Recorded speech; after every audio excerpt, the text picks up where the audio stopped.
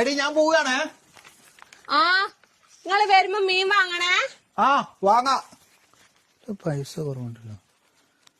എടി നീ എന്റെ പേഴ്സിന്ന് പൈസ എടുത്തിനോ? ആ 500 എടുത്തിട്ട് എന്തായിനോ?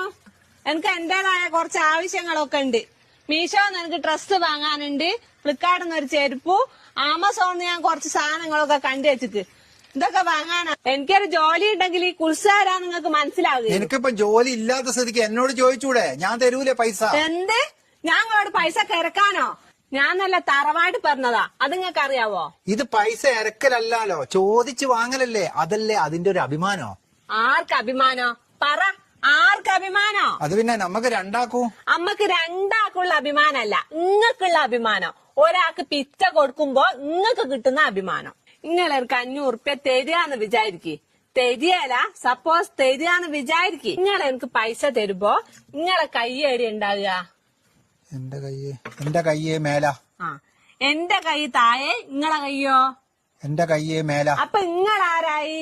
ദാനം കൊടുക്കുന്ന ആളും ഞാനോ വേറെ ഒരു പിച്ചക്കാരിയും. അതിനുണ്ടല്ലോ എന്റെ അഭിമാനം സമ്മതിക്കുകയില്ല. നിങ്ങൾ ഒളിപ്പിച്ച് വെച്ച പേസ് ഞാൻ കഷ്ടപ്പെട്ട് അധ്വാനിച്ച് കണ്ടെടുത്തിട്ട് അതിൽ നിന്ന് ഒരു 500 1000 എടുക്കുന്ന സുഖം അതുണ്ടല്ലോ, നിങ്ങളെ മുന്നിൽ കൈനീട്ടി വാങ്ങാന് എന്റെ അഭിമാനം സമ്മതിക്കുകയില്ല. കാരണം എന്താ? കാരണം ഞാൻ തറവാട്ട് പറഞ്ഞതാ. Mind it.